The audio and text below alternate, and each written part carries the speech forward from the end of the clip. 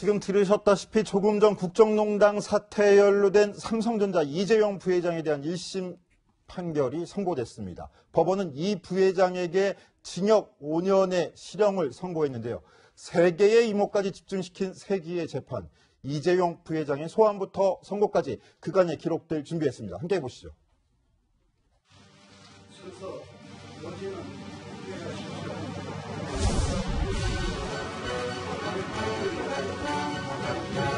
이런 불미스러운 일로 국민 여러분들께 실망감을 안게 되어서 창피하고 최순실이라는 이름은 언제 처음 들어왔습니까? 정확히 언제 알았는지는 제공한 금액이 얼마 정도 됩니까? 정확한 액수는 기억 못하겠습니다. 정말로 제가 잘 모르겠습니다. 언제 정확히 제가 알게 돼요. 아는 게 뭐가 있습니까, 그러면? 죄송합니다. 네?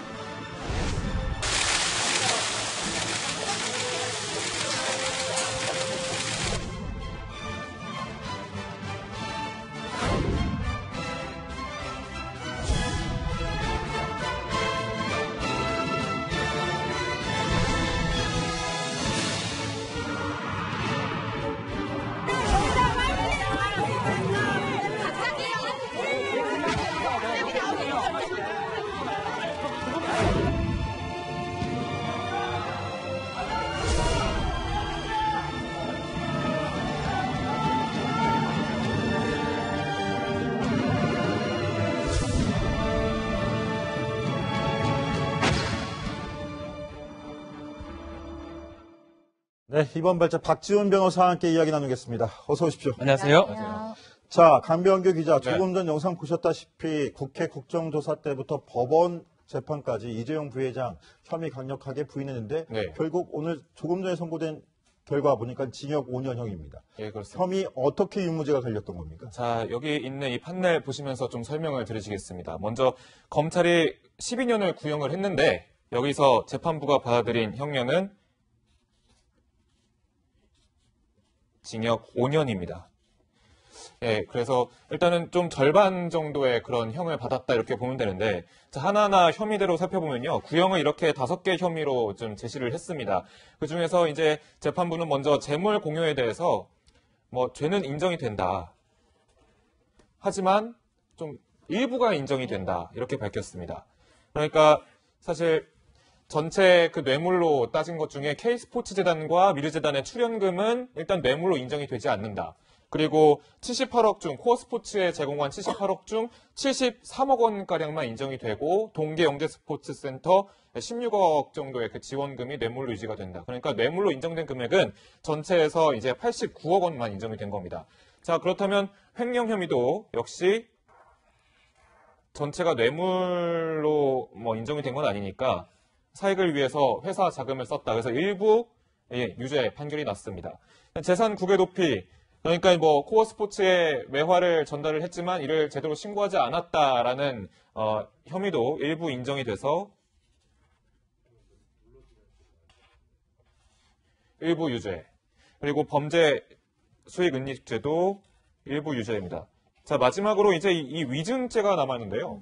위증죄는 확실한 유죄 판결을 받았습니다. 그러니까 이 유죄, 안민석 의원과 이제 청문회 도중에 질의에서 최순실 씨 알았냐? 이런 얘기를 좀 했지 않습니까? 이에 대해서 2016년 2월 전까지는 몰랐다라고 대답을 했는데 이 사실이 재판부에 받아들이지 않는 겁니다.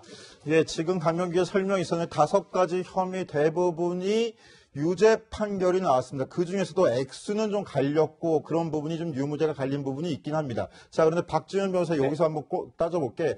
자, 우리 강병규 기자 단순하게 뇌물 공여 혐의라고 했는데 저것도 분리를 해야 될 부분이 있지 않습니까? 단순 뇌물 혐의가 있고 제3자 뇌물 공여 혐의가 있는데 어떻게 갈렸습니까? 일단 뇌물을 약속했던 부분이 무죄가 됐습니다. 미르재단이나 K스포츠재단에 200억 이상을 주기로 약속했던 부분은 무죄 선고가 됐었고요. 나머지 이제 72억, 특히 승마 지원 부분 77억 중에 72억을 유죄 선고를 했고요. 일부 유죄를 선고했다고 보면 될 것 같고 동계스포츠재단도 16억 정도 유죄 선고해서 전체적으로 봤을 때는 200억 그게 지금 무죄가 됐기 때문에 형도 조금 줄어든 게 아닌가 이렇게 보입니다. 자, 독일에 있는 최순실이 차린 코어 스포츠의 72억 원을 지원한 것이 뇌물, 단순 뇌물죄로 했는데 이거 어찌됐건 간에 경영은 최순실 이름으로 하는 거고 최순실 씨 주머니로 들어갔는데 이게 박근혜 전 대통령에 대한 뇌물 제공 혐의로 인정을 받았습니다.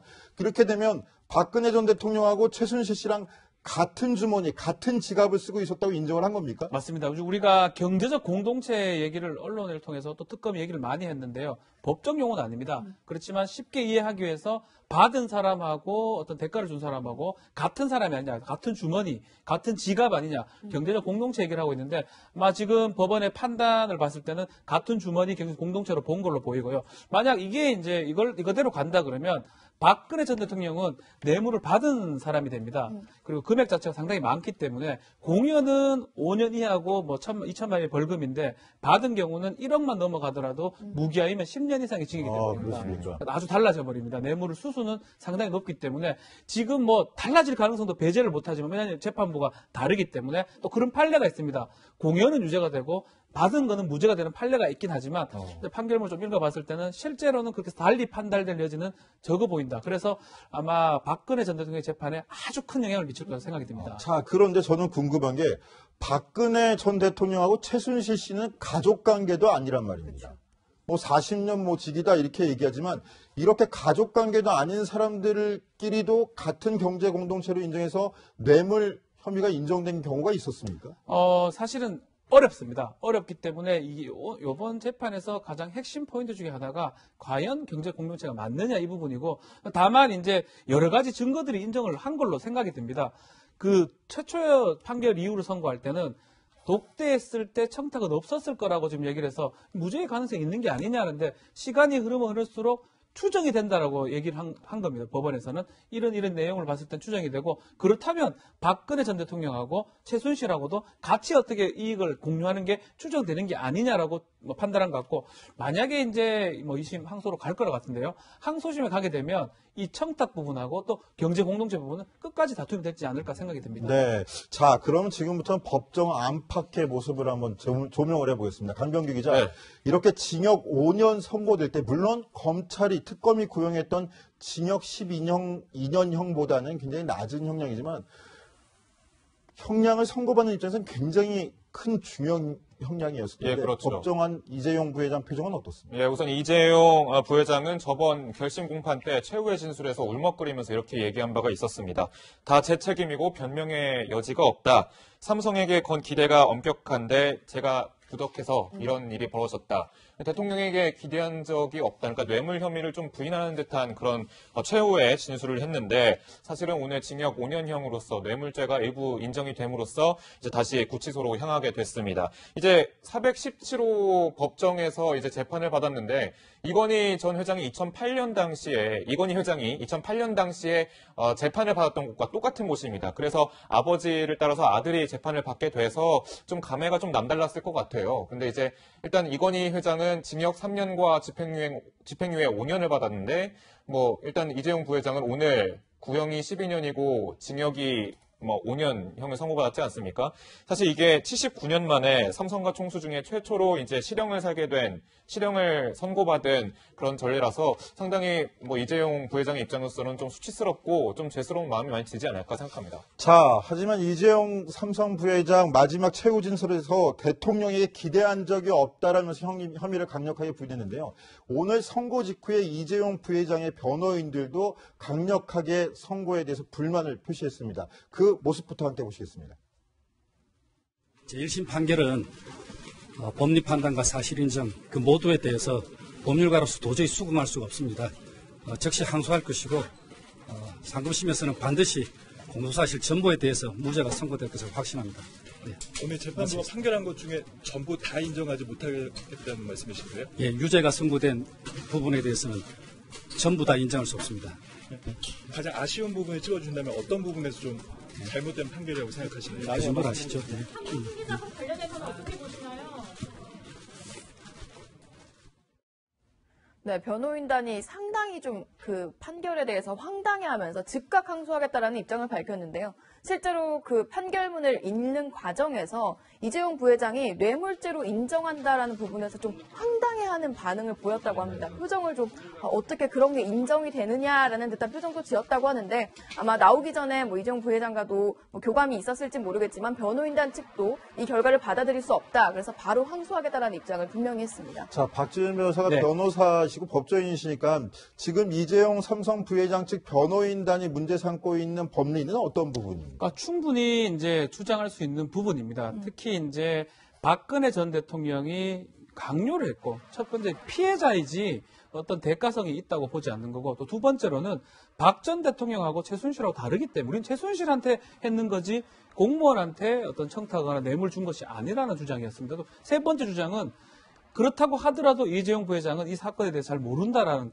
이 세 가지 정도 주장을 했는데 일부 이제 받아들일 가능성도 있고, 만약 첫 번째 그 특히 청탁 부분이 만약 인정되지 않는다면 뇌물이 되지 않아 네, 버리거든요. 그렇죠. 또 경제 공동체도 사실 쟁점인 부분이고, 근데 그 모든 것이 사실은 이 특검 측에 유리하게 이제 법원이 판단이 되다 보니까 아마 변호인도 상당히 허탈해하는 모습이 아닌가 이렇게 보입니다. 자, 이재용 삼성 부회장 측은 즉각 항소하겠다는 뜻을 밝혔는데요. 반대로 특검은 어떤 반응을 보였습니까? 특검도 바로 문자 메시지로 본인들의 입장을 밝혔는데요. 우선 재판 결과를 담담하게 받아들인다라고 하기는 했지만 뒤의 내용을 보면 형량에 대해서는 약간 뭔가 성에 차지 않은 듯한 뉘앙스를 풍겼습니다.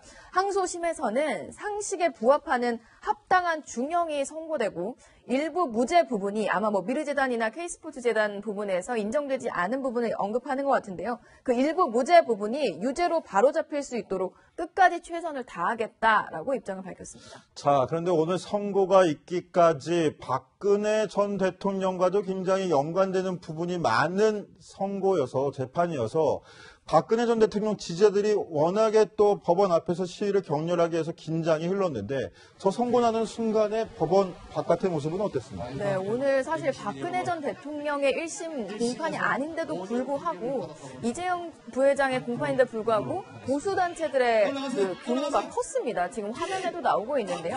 법원 바깥에 있는 삼거리 거리를 꽉 채웠는데 처음에는 이제 뭐 즐거운 분위기로 있다가 이제 법원 재판부의 판결, 주문이 읽히자 격앙된 분위기로 바뀌었습니다. 재판부를 향해서 욕설을 하기도 하고요. 특검을 향해서도 욕하기도 하고 특히 이 이재용 부회장의 재판이 박근혜 전 대통령 재판에 영향을 미칠 것을 상당히 우려하면서 오열하는 지지자들의 모습이 나오기도 했습니다. 예, 그 법원의 지지자들, 박근혜 전 대통령의 지지자들, 특히 태극기를 드는 사람들은 이 법원 안으로 좀 들어갈 수가 없었는데 외신들은 이제 법원 그 경내 안에서 이 소식들을 발빠르게 좀 전하고 있었습니다. 아무래도 이제 뭐 휴대전화라든지 뭐 전자제품에서 삼성이 가지는 영향력이 있기 때문에 이 글로벌 그런 경영체계가 바뀌는 거 아니냐라면서 촉각을 곤두세우고 있기도 하고요. 뭐 외신은 일단은 기업가들의 부정부패나 이런 사안에 대해서 상당히 예민하게 다루고 있기 때문에 그런 관심이 좀 반영된 거 아니냐라는 분석이 나왔습니다. 자, 지금 영상을 보시면은 그 선고가 난 직후에 일부 지지자들이 법원으로 지금 쳐들어 올라가겠다 그래가지고 경찰과 지금 가로막는 경찰과 충돌을 빚기도 하고 오늘 좀 긴장감이 흘렀는데 다행히 지금 많이 좀 소강된 상태라고 합니다. 진정을 되찾았으면 좋겠고요. 자, 박지은 변호사. 네. 원사건으로 다시 돌아가서 지금 가장 핵심인 혐의가 뇌물 혐의인데요. 네.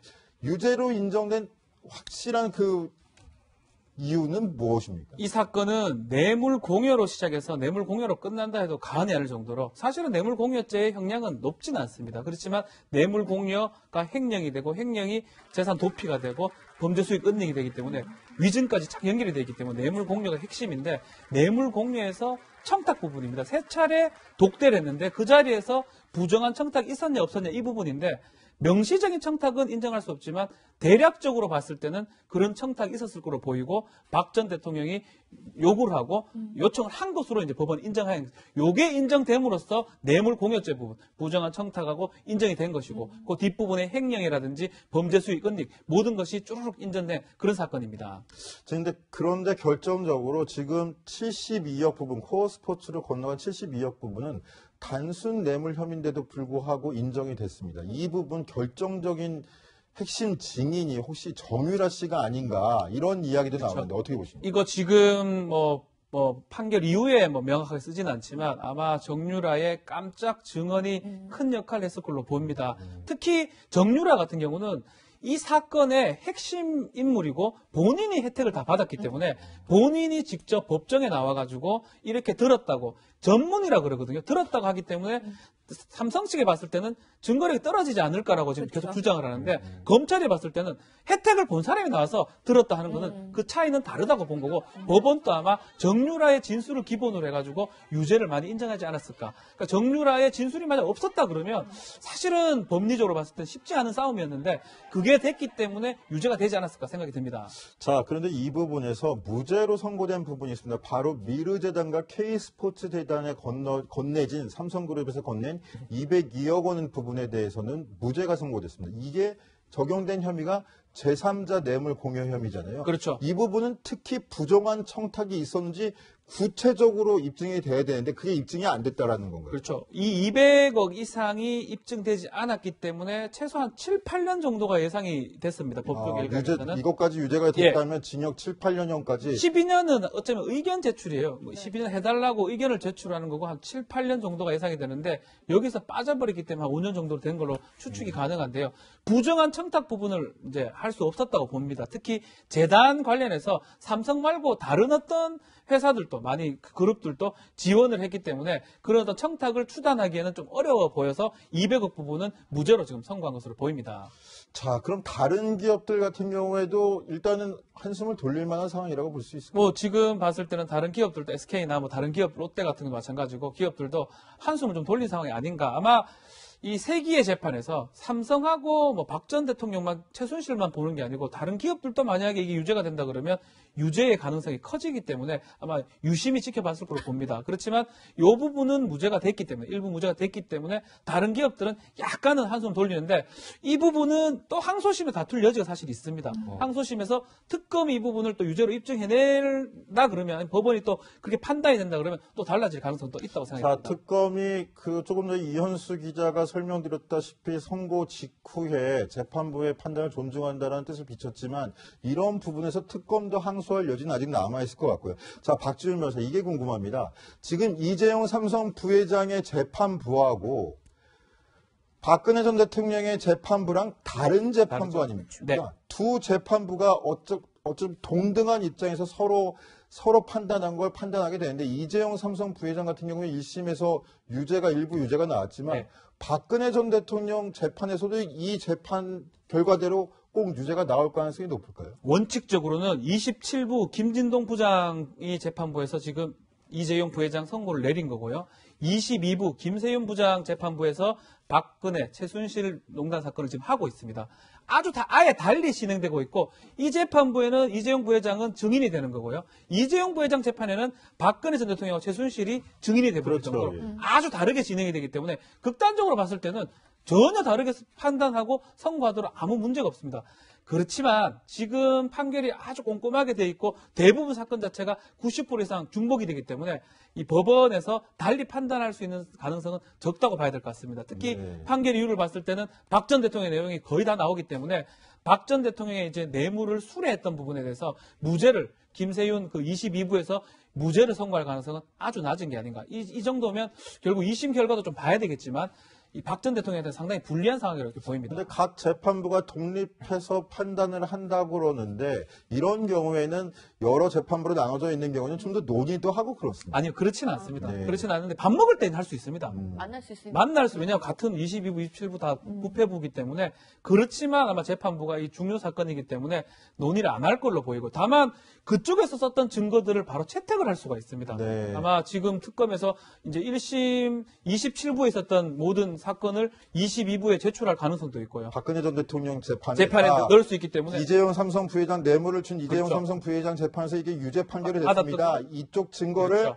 박근혜 전 대통령 재판부에서 증거로 채택해 주십시오. 채택해주면 뭐 사실상 달리 판단할 여지는 없지 않을까 이렇게 봅니다. 자, 강병규 기자. 네. 그래서 이 두 재판이 연관되어 있기 때문에 오늘 박근혜 전 대통령은 어떤 표정일까 굉장히 궁금해서 근데 오늘 마침 재판이 있어서 출석을 했었습니다. 네. 어떤 모습으로 이 재판 소식 보고 있었습니까? 자, 우선 일단은 뭐 변호사와 뭐 일단은 상당히 바쁜 모습을 좀 보였는데요. 일단 변호사들이 수시로 이제 핸드폰으로 이제 무언가를 계속 쳐다보는 모습이 보였습니다. 아무래도 이제 이재용 부회장의 재판 소식을 계속 기다린 것 같고 계속 연락을 주고받았는데 박근혜 전 대통령의 변호인도 그렇고 최순실 씨 측 변호인도 그렇고 양쪽이 휴대전화를 만지는 모습이 공통으로 포착이 됐습니다. 그리고 이제 뭐 서로의 그런 박근혜 전 대통령과 최순실 씨와 각자 변호인 간에 이렇게 필담을 주고받는 듯한 모습도 보였고 뭔가 대화를 나눈 듯한 모습도 보였는데 일단 박근혜 전 대통령이 사실 뭐 감정적으로 크게 동요를 많이 안 하는 편인데 오늘은 이제 뭐 박근혜 전 대통령의 재판을 뭐 지켜본 그런 뭐 지지자들도 놀랄 정도로 오히려 밝은 모습을 좀 보여서 아이러니한 그런 모습이었다. 오전에 출석해서는 법정 안에서 밝은 모습이었다. 예, 그렇죠. 오전에 출석해서는 뭐 좀 밝은 모습을 보이다가 이제 재판 소식이 좀 들려오니까 그때 이제 박근혜 전 대통령도 약간 좀 심각한 분위기로 대화를 나누고 이제 재판 결과를 많이 상담하는 듯한 모습을 보였습니다. 이재용 삼성 부회장에겐 좀 어떤 심경일지 그것도 사실 궁금하잖아요. 그런데 지난 1월에 기자들과 만난 자리에서 기업인들에게 미안한 마음이 있다라고 밝히면서 간접적으로 미안한 마음을 밝히기도 했었거든요. 당시 목소리 준비했습니다. 한번 들어보시죠. 기업인들 생각하면 또 거기도 미안한 마음이 많아요. 뭐 압수수색까지 받고 여러 가지 이제 그 어려움을 많이 겪는 거를 보면서 정말 그것도 또 제가 굉장히 미안스럽고 그래서 마음이 편할 날이 없습니다.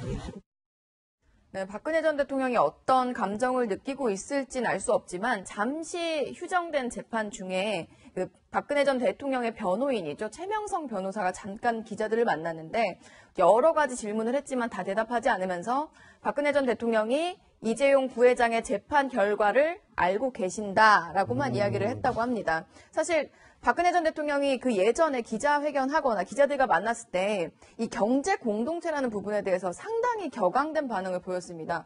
역근거다라는 표현을 쓰면서 사실 결백하다고 주장을 했었는데 이번 이재용 부회장 선고 자체가 그 경제 공동체에 대한 인정을 해준 결과이기 때문에 아마 변호인들이 그런 얘기도 당연히 했겠죠. 그런 것에 대해서 향후 이제 전략을 어떻게 세워 나갈지 뭐 변호인들의 지금까지 전략이 좀 달라질지도 관심이 쏠리는 부분입니다. 자, 박지훈 변호사님, 그 지금 구속돼 있는 피고인 그러니까 박근혜 전 대통령이나 최순실 씨 같은 경우에는 법정에 출석해서도 핸드폰을 사용해서는 안 되잖아요. 그렇죠. 그 이유 때문인지 오늘 박근혜 전 대통령 측의 최명성 변호사랑 최순실 씨 측의 오태희 변호사가 법정에서 스마트폰을 보느라 굉장히 바빴답니다. 네. 그러니까 이 이재용 삼성 부회장 재판 결과를 계속 속보를 지켜보면서 두 피고인한테 전달해줬을 가능성이 높겠죠. 예, 뭐 이게 메모지가 있습니다. 법정에서 피고인석에 앉아 있지만 변호사도 재판정에서는 휴대폰을 안 보는 게 사실 맞는데 그래도 뭐 중요한 사건이고 알아야 될 사건이기 때문에 휴대폰으로 재판 결과를 받는 걸로 보이고요. 메모지에 이렇게 뭐 징역 5년 아니면 유죄, 무죄 써서 전달하지 않았을까. 옆에 메모지는 중간에 있기 때문에 각자 볼 수 있고 아마 그런 과정을 통해서 박 전 대통령하고 최순실 씨 모두 다 이 재판 결과를 알게 되었을 거라고 생각이 듭니다.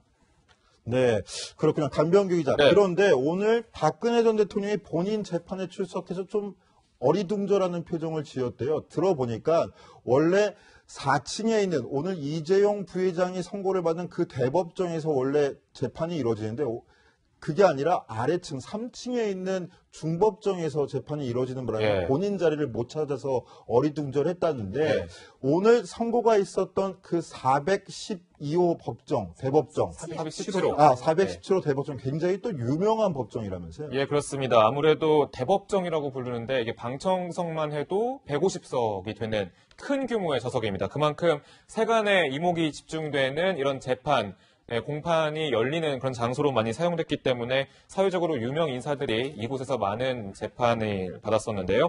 특히 뭐 예를 들면 전두환 전 대통령이나 노태우 전 대통령 같은 경우는 12.12 사태나 5.18 수사 관련해서 기소가 돼서 재판을 같이 받은 적이 있었고요. 뭐 아까도 설명했지만 그 이재용 부회장의 아버지 이건희 회장도 2008년 그 편법 증여 혐의로 이제 재판을 받은 적이 있었습니다. 이뿐만 아니라 뭐 정몽구 회장, 최태원 회장 그리고 그리고 김영삼 전 대통령의 아들 김현철 씨까지 이곳을 거쳐가는 등 정말 뭐 417호 하면은 역사적으로 좀 기억에 남는 재판들이 열리는 그런 역사의 하나의 장이었습니다. 자, 앞서서 말씀드렸지만 오늘 이재용 삼성 부회장에 대한 선고, 1심 선고 결과는 정치권에도 상당한 파장을 미칠 것으로 예상되는데요. 정치권 반응 나왔습니까? 네, 이제 착착 나오고 있습니다. 뭐 당장 여당에서는 이제 추미애 대표가 직접 현재 그 의원 연찬회를 진행하고 있는데 판결을 존중한다라고 밝히면서 정경유착에 철퇴를 가한 판결이다라고 판결을 했습니다. 설명을 했습니다. 그리고 이제 뭐 정의당이나 국민의당 같은 경우는 형량이 좀 너무 적은 것 아니냐라는 문제 제기를 하기도 했고요. 가장 관심이 쏠리는 사실 박근혜 전 대통령이 아직 당원으로 있는 자유한국당 반응은 어땠을까? 자유한국당 같은 경우는 홍준표 대표가 예전에 이제 공개석상에서 이재용 부회장의 그 12년 구형에 대해서 감정적 여론 재판 양상이다라고 언급을 한 적이 있었는데요. 조금 전에, 그러니까 여러 당 중에선 가장 마지막으로 입장이 나왔고요. 조금 전에 입장이 나왔는데 우선 1심 판결을 존중한다고 하면서도 재판에서 정치적, 사회적 압박이 있는 게 우려스럽다. 특히 상급심에서는 이런 여론몰이, 정치권 압박이 없었으면 한다면서 상급심에서는 진실이 규명되길 바란다라면서 의미심장한 논평을 내놨습니다. 약간은 애매모호한 그렇죠. 반응이기도 한데요. 자유한국당이 왜 이런 논평을 냈는지는 조금 뒤에 저희가 꼼꼼히 다시 한번 짚어보겠고요.